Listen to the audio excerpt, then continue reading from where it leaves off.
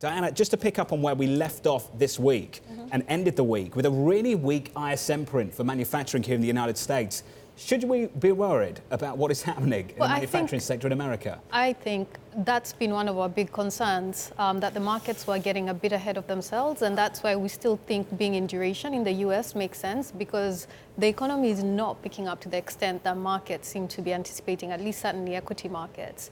I thought the ISM print today was poor across. I mean, when you look at the underlying data, different components just showed general weakness, and the employment component actually also came in lower than expectations, which should make next week's payrolls data quite interesting, given the markets expect a fairly robust print, so around 150, 160 is expected. I think if we see any downside for that, markets might have to rethink the Fed again. The approach at the moment, Greg, I think the hope more than anything is that if you see stabilisation in China, which we are arguably, and then if you see it in Europe, the US will lag the manufacturing recovery. It won't lead it because it was the last in, therefore it will be the last out. Is that the right approach to thinking about this issue?